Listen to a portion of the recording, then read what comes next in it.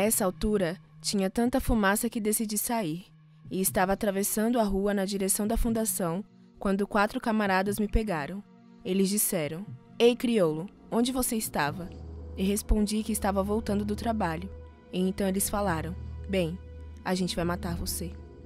D. Butler, sobrevivente dos incêndios de Tulsa em 1921, em entrevista ao jornal The Chicago Defender, 11 de junho de 1921.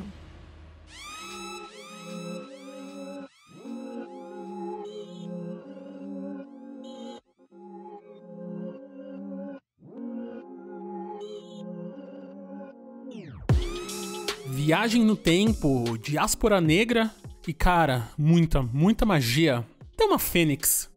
Tudo isso no episódio de hoje do podcast oficial de Lovecraft Country. Olá, amigos. Como é que estamos aí? Isidoro aqui. Com eles, né? Os já míticos e maravilhosos Milena Souza. Oi, gente. Espero que todos estejam bem, bebam água, se hidratem, fiquem bem, pelo amor de Deus. E Walter Regi. Ai, gente, tô aqui, caído, morto, porque, pelo amor de Deus, que episódio tá cada vez mexendo mais com o nosso psicológico, assim. Mas vamos em frente. Nossa, esse episódio 9, a gente achou que o episódio 8 tinha mexido com a gente, mas esse episódio 9 vem, né? A Misha vem com a direita, aí agora ela vem com a esquerda, e logo mais vai vir com o gancho no 10º episódio pra derrubar a gente de vez. Isso é verdade. Eu já estou... Né? 2 pés no peito. Então, gente, esse episódio que chama o Rewind 1921, então rebobinar para 1921, um 9º episódio, já o penúltimo episódio, meu Deus, tanta coisa pra resolver e ainda estamos no episódio 9, já estamos no episódio 9, né? Que vai ser uma correria aí o 10º, já estamos vendo, mas antes da gente entrar na história do episódio mesmo, foi pesado pra gente esse, hein? A gente assistiu, a gente já foi conversar logo em seguida, porque esse pegou a gente de jeito. Acho que o 8 e o 9 mesmo, como eu falei aqui no começo, deu aquela bagunçada nos sentimentos, hein, gente? Nossa, demais. Eu assisti o episódio 3, 4 vezes e eu chorava em todas as vezes. Eu fiquei mal o fim de semana inteiro e até, assim, eu tô pensando a semana inteira sobre esse episódio e sobre toda a carga que ele traz, sabe? Porque é muito real, é baseado em fato, né? E é muito difícil pra gente ver essas violências e não ter mudado muita coisa, sabe? Essas violências sendo reproduzidas todos os dias. E a gente aqui, né, somos 3 pessoas pretas que estamos falando sobre essa série Lovecraft Country, que a gente pensou que ia ser uma história completamente diferente, ia trazer mais referências ao próprio Lovecraft, querendo ou não traz, mas ela traz muito do que é a violência que a gente sofre diariamente. Então, ver isso sendo repercutido na série e de uma forma tão real, né, que ela não traz daquela forma tipo, ai, gente, eu vou ser boazinha. Não, ela tá sendo real. Ela tá falando, gente, é isso aqui que tá acontecendo. Isso aqui aconteceu e isso aqui ainda tá acontecendo. Então, ver isso ser mostrado em Lovecraft Country e através também do Montrose, todas as dores que ele sofreu de perder uma pessoa que ele amava pra violência, sabe, de pessoas brancas, violência policial, é muito triste. É o que a gente sofre, sabe? Então, esse episódio em específico que a gente tá gravando aqui do podcast, ele vai ser bem difícil. Eu espero que todo mundo absorva muito bem as nossas palavras e, enfim, respeitem o nosso momento aqui, enfim, de todas as pessoas pretas que assistiram, porque foi bem pesado.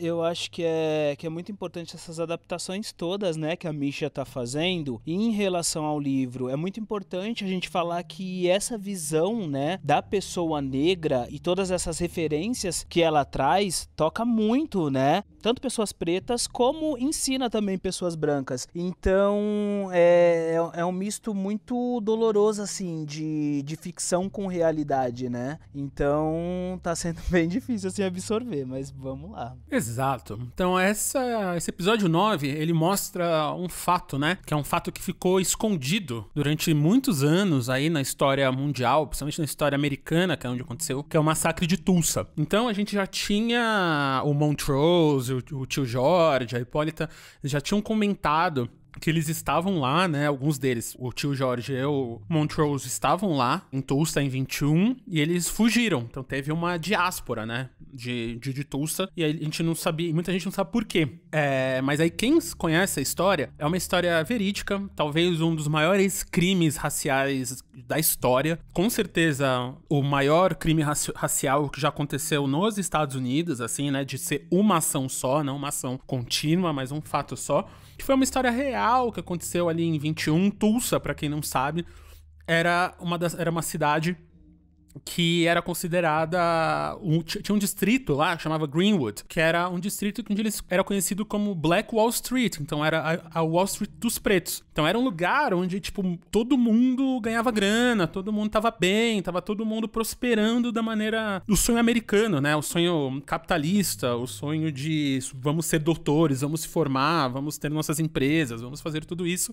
E ali em Tulsa tava acontecendo. Só que os brancos, obviamente, não estavam gostando, né? E aí logo, quando eles tiveram uma chancezinha de ir atrás, que é quando eles têm uma desculpa, que é o Dick Rowland, que é um moleque de 19 anos que ele só queria ir no banheiro, sabe? É uma história muito, muito pequena, assim. E aí uma mina vê ele entrar na loja, né, no elevador. Tem toda uma história e ela grita e aí começa a criar uma história, porque ela vê um preto no lugar de branco, começa a criar uma história que ela foi estuprada, e começa uma questão racial dos pretos querendo proteger o moleque, os brancos querendo matar o moleque. E aí os brancos não esperam muito tempo e destroem o distrito de Greenwood inteiro como se fosse guerra, assim, avião jogando bomba, tiro, porrada, tipo, tudo que você podia imaginar aconteceu de verdade. E aí, claramente, como a história é contada pelos vencedores, eles falam que só algumas dezenas de pessoas morreram, quando na verdade foram centenas. A cultura pop, na sua ideia de radar, de transmitir pra gente, né, essas informações e até as coisas que estavam embaixo do tapete, tá pegando esse fato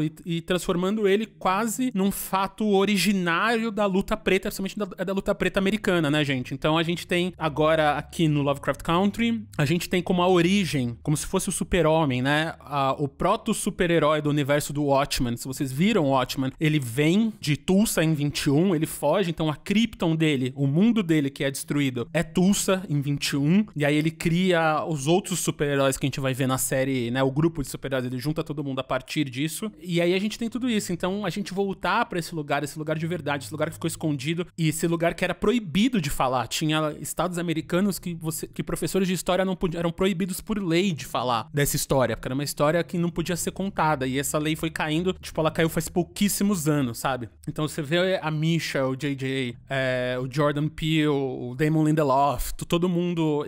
E alguns desses caras brancos, como o Lindelof e o JJ, trazendo isso pra gente, é de uma potência muito grande, né? Então é isso. Então, o fato que a gente vai falar, que é Tulsa, acho que eu vou sair um pouco da ordem aqui do episódio, pra gente poder focar um pouco no ponto de vista do episódio, que pra mim é o Montrose. Acho que pra todo mundo aqui é o Montrose, né? Uhum. Então a gente começa a entender o porquê o Montrose, ele é daquele jeito, a partir do momento que a gente entende quem era o Montrose jovem em Tulsa, né, Mi? Exatamente. Quando eles voltam pra Tulsa, o Montrose já tá ali completamente assustado, emocionado. Ele não quer seguir, sabe? E a gente vê ali o Atticus falando, tipo, pai, vamos logo porque a Dee precisa da gente. Só que aos poucos no episódio a gente vai entendendo porque ele sentia todo aquele medo, né? Que é por conta do que o pai dele batia com ele com vara e falava que não aceitava ele, porque o pai dele já sabia quem ele era, mas o pai não aceitava ele. Então ver toda a trajetória do Montrose e todo esse background, assim, de Tulsa, né, conversa muito com a história dele, que ele se negando, sabe, negando a própria existência pra ser aquilo que a sociedade quer, um homem negro que cria vários filhos, sabe? O Montrose, pra mim, ele, assim, se não é o maior personagem, eu já mudo, tipo, todo episódio de podcast, mas ele pra mim é o maior personagem dessa série. Do tanto que ele é desconstruído, do tanto que é difícil ser um homem preto dentro da sociedade, uma sociedade que quer que ele siga aquele padrão, e ele tem que se desconstruir, sabe? E as pessoas querendo que ele seja aquele homem que é bem durão, sabe? E ele não quer ser. O Montrose, pra mim, é o maior personagem dessa série. Da forma da vulnerabilidade dele, sabe? Do jeito que ele é apresentado pra gente. Eu fiquei muito emocionada com ele, principalmente contando ali a história do primeiro amor dele pro Atticus. Então, assim, o Montrose é perfeito. Eu só fiquei pensando no Walter. Ai, meu Deus, agora segura, né? O Montrose, eu acho que ele é toda uma desconstrução, né? Que a Misha fez do homem preto e principalmente do homem preto gay. Porque a gente tava falando sobre saúde mental na semana, né, no episódio da semana passada, e a gente vê o quanto esse cara ele foi oprimido, né, por uma sociedade, e o quanto ele se afundou nas coisas que a sociedade leva o preto a se afundar, na bebida, na violência. Ele tá claramente com estresse pós-traumático ali, né? Tudo, certeza. tipo, ele não quer lembrar das coisas, ele é obrigado a voltar fisicamente pra um lugar que só fez mal pra ele, né?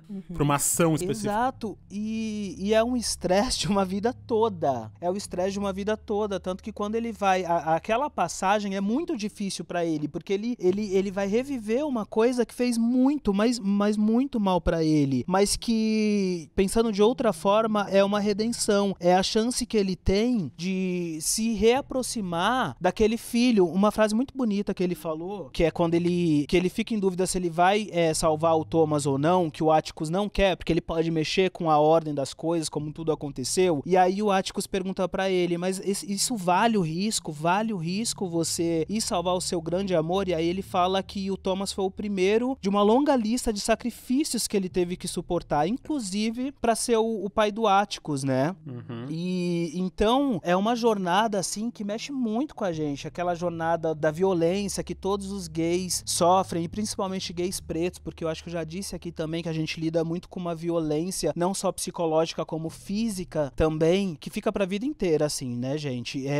Enfim, a gente sente até vontade de pontuar as nossas próprias experiências, como eu posso falar aqui rapidamente que já perdi dente na primeira infância por causa de violência homossexual, enfim, histórias assim terríveis que ficam na cabeça da gente. Então, é muito legal a Misha abordar essa temática, que me deixa bem num lugar de desconforto. Não, com certeza. E aí você tem a questão ali dele, não só o pai dele, né? Claramente ele tá reproduzindo as violências do próprio pai com o filho, né? Então, o pai dele bater nele, a maneira que ele tratava o Atticus na infância. Você tem uma competição com o Jorge, né, naturalmente vindo ali, o Jorge todo com muitas aspas ali, aspas não porque é verdade, ele todo almofadinha, né, tipo, ele todo super arrumado e lendo e tal, e a gente no episódio passado descobre que ele é disléxico, o Montrose, e aí ele, tipo, e toda a família é uma família de leitores, né, e aí ele tem que aprender a ler, e ler como o irmão, como o filho, como a Hipólita, como todo mundo em volta, mesmo ele não conseguindo. Então são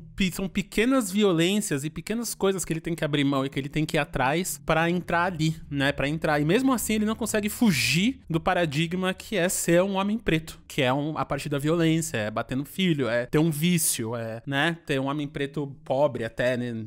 Nesse caso, logo depois de Tulsa, que provavelmente o pai dele não era. Eles estavam num lugar ali, né, que tava prosperando. Ele já era classe média e perdeu tudo ali. E até isso foi tirado deles, né? Isso é uma violência, tipo, assim, que é muito difícil, né, gente? Tiraram até a chance de prosperidade deles, então é bem complicado. Exatamente. E a vizinha, né? Eles crescerem com a mãe do Atticus ali, né?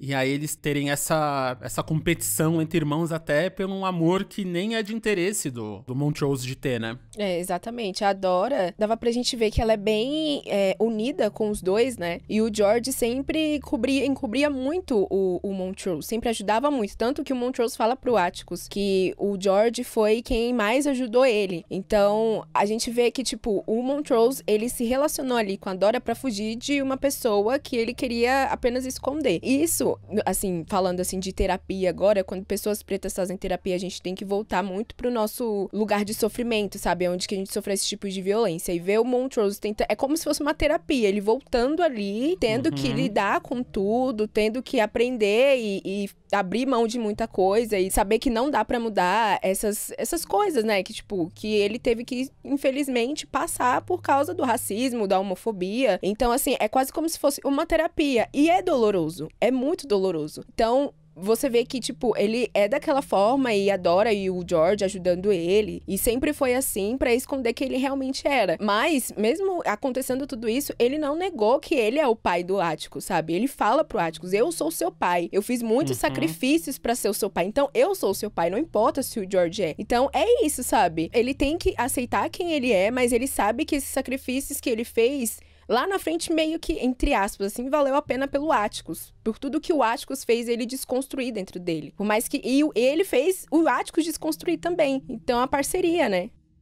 E tanto valeu a pena que a parada do looping temporal, né? Porque seguindo já a tradição da série de cada episódio ser uma brincadeira de gênero, esse é uma brincadeira de viagem no tempo, né? A mesma máquina que foi usada pra explorar outras dimensões, né? A gente usa ela, a gente vai falar disso, pra viajar no tempo.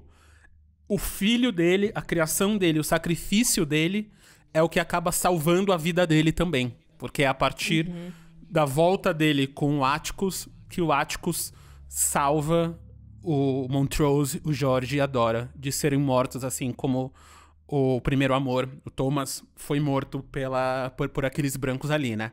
Sim, exato. É muito bonito isso. É muito, assim, a cena que o Atticus pega o taco de beisebol e bate nos brancos pra salvar e fala aquela frase que o tio George sempre fala, got you, kid. Ou, tipo, tenho você, eu fiquei com você aqui, eu estou com você. Né? Repercutindo essa frase é muito bonito, porque esse episódio, eu falo que ele é uma terapia, ele também é um episódio ancestral. De continuidade, Total. sabe? De sacrifícios para ter a continuidade do meu povo. Tanto que tem aquela senhora também, que a gente vai falar mais pra frente, que fez o sacrifício dela pra dar o livro pra Alette, né? Então, é um episódio de continuidade, de ancestral. E isso faz ser muito mais forte também. Porque são muitos sacrifícios que os nossos ancestrais fizeram pra gente ter continuidade, pra gente continuar lutando por uma liberdade, né? Eu costumo dizer que hoje a gente tem mais voz por conta, tipo, da tecnologia, é o que o Walter sempre fala. Mas é aquela coisa, a gente, tipo, ainda tá a gente ainda é muito silenciado. É uma luta constante pra gente fazer com que aquela luta anterior vale a pena, sabe? Então, assim, episódio incrível e emocionante. Total. E aí a gente pega que até na questão de gosto por mulheres fortes, né? Porque a Dora ali, claramente uma mulher forte, os meninos, né? O Montrose e passou isso pro Atticus. Porque quando a gente vê a Letty nesse episódio, quando eu falei da Fênix ali na abertura do programa, é exatamente ela. Porque ela vai pra um lugar ali de ação, né? De tipo, é exatamente o que a Mia acabou de falar, né, Walter? Ela vai ali pra casa da família do Atticus, né? Vai falar com a bisavó, é a bisavó dele, se não me engano, né? Tataravó. A tataravó. A bisavó acho que vai virar a tataravó do filho dele. Eu acho que a Letty, ela simboliza muito a jornada da heroína. Aliás, todas as mulheres, né, dessas séries, elas são muito heroínas, assim. E a Letty é uma coisa muito, muito louca, porque o corpo dela, né, eu até comentei com vocês fora, o corpo dela, ele é muito violentado, mas ele é violentado fisicamente também, né? Eu lembro aquela cena do terceiro... As pessoas, elas desumanizam a Letty dentro do carro de polícia, que o Lancaster fez com ela, e os caras chegando e olhando pra ela como se ela fosse um animal, é uma cena, assim, terrível. Sim. Sabe? E aí ela corre, eu adoro aquela mulher correndo, gente, que cenas. Parece que alguém falou, ela corre muito lindo, vamos fazer vários closes da Journey correndo, porque ela corre muito bonito, e ela grita muito bonito também. É o Tom Cruise de Mulher Preta, né? Exatamente. E aí ela chega lá na casa e ela tem uma missão muito específica, né, nesse episódio, que é recuperar o livro dos nomes. Então, enquanto o Atticus e o Montrose estão fazendo aquela jornada da redenção deles, ela tá lá lutando pra pegar aquele livro que eles descobriram que queimou. Então eles voltaram no tempo só por causa disso, porque eles precisavam recuperar aquele livro, que é o que vai salvar a Dee. E aí quando ela entra naquela casa que a gente vê aquele Ubuntu, né, porque ela é uma preta que chega lá e o cara dá a arma na mão dela, E ela consegue finalizar, né, a missão dela naquela cena que... Caramba, gente...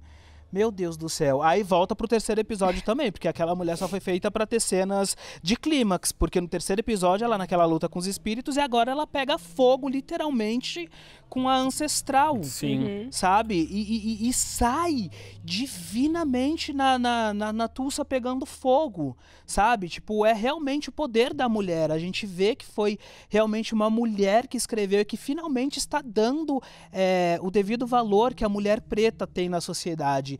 Então a Letty é uma heroína com H maiúsculo e com P de preta maiúsculo. Não, e a gente vê que essa coisa do corpo é tão forte que é exatamente o que a Cristina faz com ela, né? É proteger. Tudo bem que ela tá protegendo... Ela tem que matar o Atticus, mas tem que continuar o sangue dela, né? O sangue dos Braithwaites. Então ela tem que proteger o corpo da Cristina pra proteger o filho dela, o George Jr. ali. Só que é uma proteção finalmente ao corpo dela. Então mesmo ela sendo violentada, ela sabe que dessa vez nada pode machucar ela, né?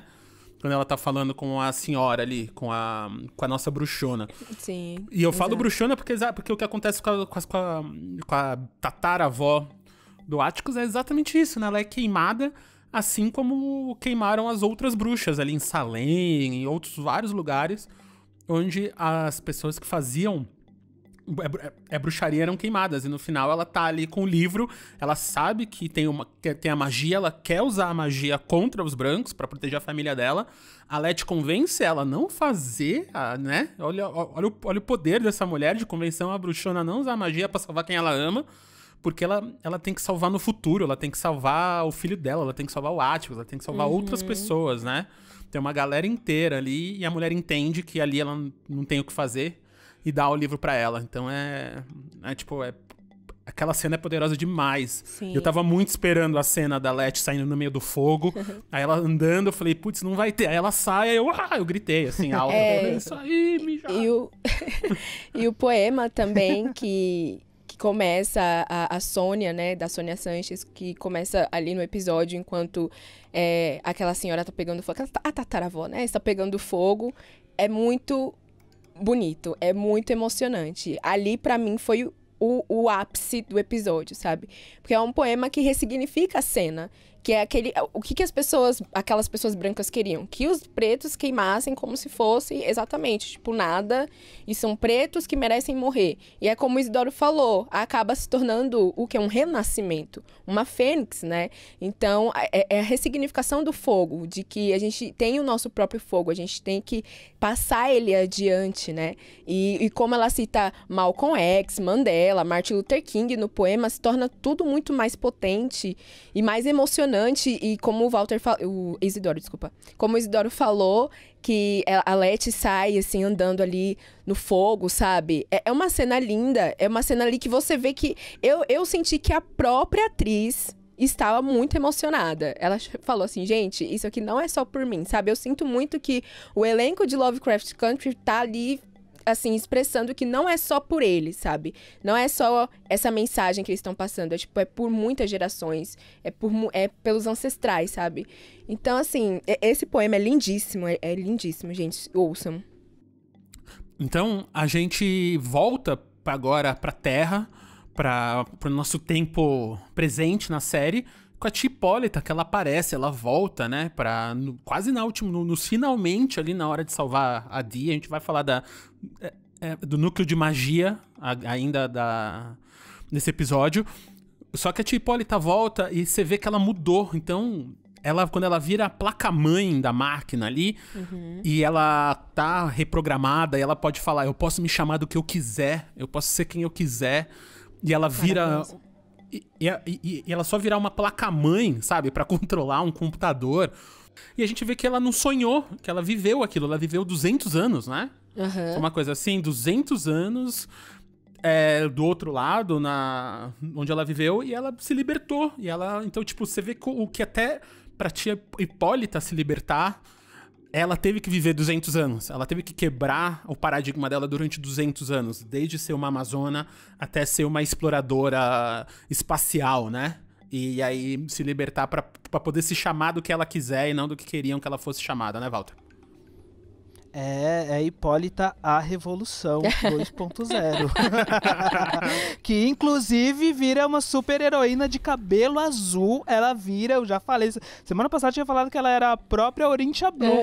E nesse episódio ela virou a Orintia Blue, que foi um episódio também que foi uma história que também que não existia, né, no livro, porque não tinha essa segunda viagem no espaço e no tempo, e que foi muito legal porque reaproveitou essa coisa da viagem no tempo. Então, cara, fenomenal, gente. Fenomenal essa evolução da Hipólita. Gente, eu queria falar agora rapidamente sobre o Lancaster. O que é aquilo, gente? Então, ó, o Lancaster no episódio passado, ele pega a Dee, joga aquela magia nela, e aí no final a gente não sabe se ele morreu ou não com o Shoggoth, né? A gente não sabe o que aconteceu com ele quando o Shoggoth vem, e aí a gente vê que a Dee ainda tá lá sofrendo, só que finalmente a gente entende o que tava acontecendo com o corpo dele, né, Walter? Que a gente teve no episódio 3, se não me engano, que a gente vê que o corpo dele era meio preto, meio branco, e agora a gente entende o que aconteceu. Na verdade, foi no episódio 5 da Ruby, que ela fica trancada no armário, e aí eu lembro até que eu comentei com vocês, eu falei, mas gente, parece umas tatuagens, o que é aquilo? Porque isso aí foi uma pegadinha, porque não mostra exatamente o que é aquele corpo dele, né? E aí agora a gente sabe que na verdade era uma regeneração, que ele pegava corpos de pessoas pretas, né, pra fazer esses experimentos de regeneração, o que é muito louco, porque existem estudos, né, ou até umas matérias, umas experiências que comprovam que realmente, quando a medicina principalmente vai fazer os primeiros testes em humanos, eles fazem com pessoas da África. Então isso é uma metáfora e é uma provocação muito inteligente, sabe, do roteiro, porque é o que o Lancaster faz e o que a sociedade faz com os corpos negros. Então eu achei de uma sagacidade incrível, sabe, essa história do Lancaster. E vai morrer mesmo, vai ter 1000 vidas e não vai mais aproveitar do nosso corpinho, não. Chega. É o que o William diz, né?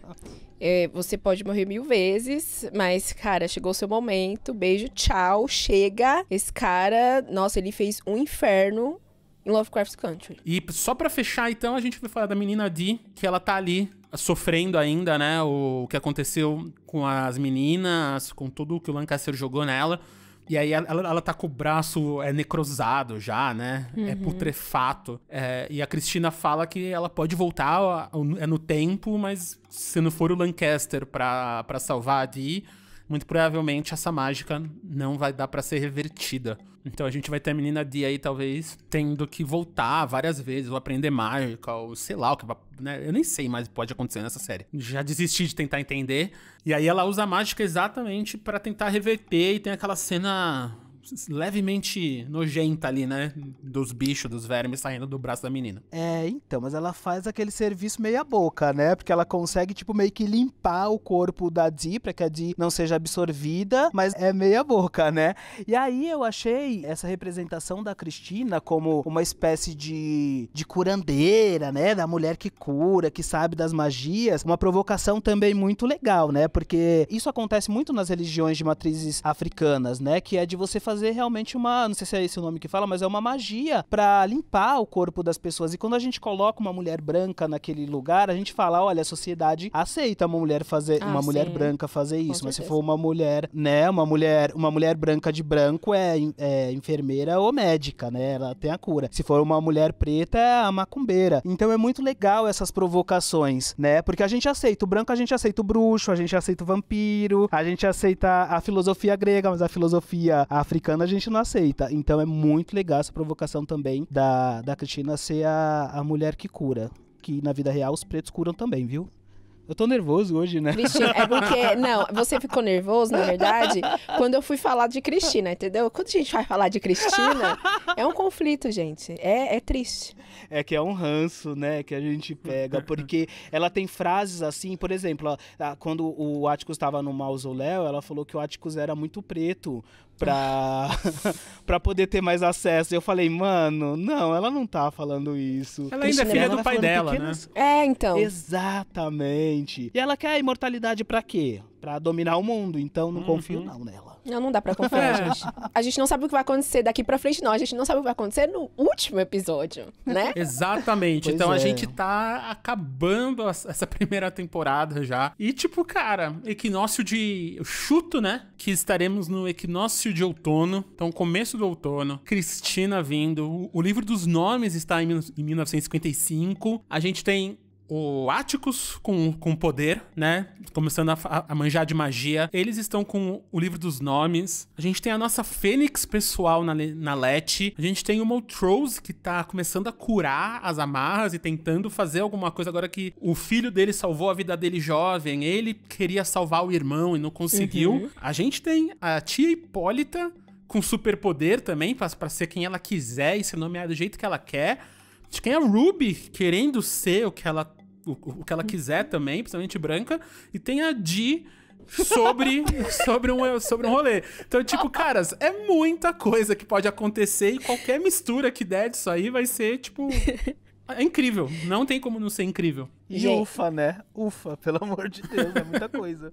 Eu acho que Shoggoth vai aparecer de novo. Eu acho que Cthulhu aí, como vocês preferem chamar, porque, como Lovecraft diz, né, são nomes que o ser humano não pode reproduzir. Então, eu nem tento aprender, gente, porque é uma coisa, assim, meio impossível. Mas eu acho que vai ter esse... Os bichões vão estar do nosso lado. Porque Shoggoth já tá. Pro Cthulhu vir é 2P. Exato. Então, assim, como nada nessa série tá sendo jogada ao léu, eu acho que a gente vai acabar como tudo começou. Da mesma maneira que na primeira cena do primeiro episódio, várias das coisas que a gente tá vendo na temporada foram mostradas, né? Os monstrões, a guerra na Coreia, o Robinson lá, o jogador de beisebol, que é o nome que o Atticus usa. Tem tanta coisa ali, eu acho que a gente vai ir pra um lugar de terror cósmico e o Lovecraft Country, esse nome vai ser honrado nesse final apoteótico, eu já diria, pra usar essa palavra não só no carnaval. Então a gente tá aqui... Ansioso estou. Nossa, demais. Não, eu só queria fazer uma observação aqui bem importante, que é importante a gente sempre pesquisar as histórias que foram apagadas. Que é isso que Lovecraft Country tá trazendo. A Guerra da Coreia, Tulsa, Emmett Till. E é importante que todas as pessoas, pesquisem essa história pra criar uma empatia e pra entender todos os lados. Não só de pessoas negras, pessoas não brancas, homossexuais, porque é isso. É assim que a gente constrói um ambiente melhor, é assim que a gente começa a conversar com as pessoas, sabe? Nós estamos em 2020 e ainda a gente tem que falar sobre esse tipo de coisa, porque os Estados Unidos e o homem branco fez do jeito que ele quis e sem ser questionado, sabe? Então é importante que a gente olhe pra essas histórias, consuma essas histórias de pessoas que foram invisibilizadas, porque é importante, é forte pra gente e com certeza vai ser forte pra outra pessoa, pra ela criar uma empatia, sabe? Então, Lovecraft Country, ele não é só uma série pra entreter, ele é uma série pra ensinar também. É uma série que tem vários bichões, tem ritual, tem magia, mas ali a gente tem fatos que precisam ser absorvidos. E eu espero que as pessoas cresçam e tenham uma maturidade depois dessa série. É isso. É isso. Depois disso não tem mais o que Azul. falar. Obrigado, porque acho Hashtag use o Wi-Fi com consciência. Então, gente, a gente tá recebendo muito feedback de vocês aí, o que vocês estão aprendendo com a gente, com a série. E como a Mi falou, tá sendo uma troca incrível com todo mundo. E se você, assim como a gente, quer ver várias vezes o episódio, não deixe de assinar o HBO Go. Porque na HBO Go, vocês podem ver a série quando e quantas vezes você quiser. E a HBO tá sendo uma grande parceira, né, dos criadores que estão querendo mostrar isso, mostrar outras versões da história, outros pontos de vista da história. Então a gente falou de Watchmen já algumas vezes aqui. Aqui a gente tá falando agora de Lovecraft Country. Se você quiser maratonar antes da semana que vem e pegar todas as referências que a gente falou aqui de música, de escritor, de poema, de discursos que a gente falou, aproveita na HBO Go e vê a série de novo com o HBO Extras, que é um app que você adora, né, Walter? Gente, eu amo HBO Extra, gente, mais 60 cards, um monte de coisa aí, ó. É muito importante falar que a gente não tem acesso, tá? Ao HBO Extras, a gente só tem acesso no dia, porque a gente assiste uns dias antes. Então é muito legal que a gente acerta muitas coisas. Eu fico pensando, gente, que maravilhoso. A gente tá muito conectado com os extras, amo, gente. É demais, viu? E aí, ó, você tem Euphoria também, que é uma série que fala da condição do jovem hoje em dia, né?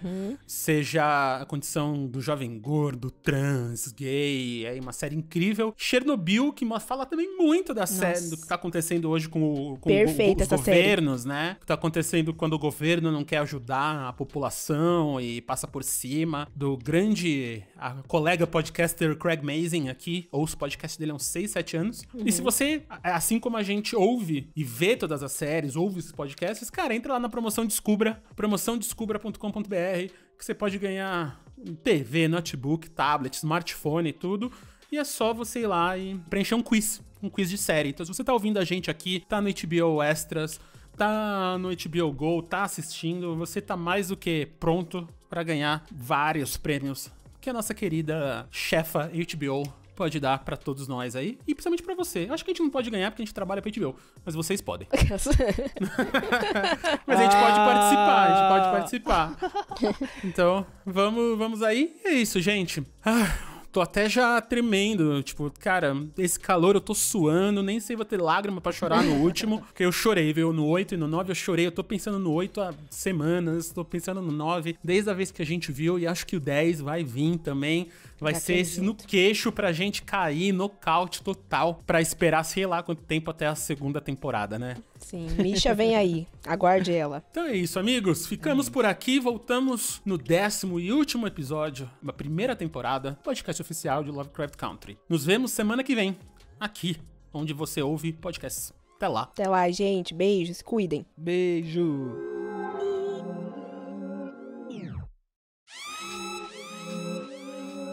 Você acabou de ouvir o podcast oficial de Lovecraft Country, a série original da HBO, escrito e apresentado por Milena Souza, Walter Regi e M.M. Isidoro, dirigido por M.M. Isidoro, produzido por Guilherme Pinheiro e Maiara Isidoro, editado por Jéssica Correia. É uma produção da Ampere e da HBO.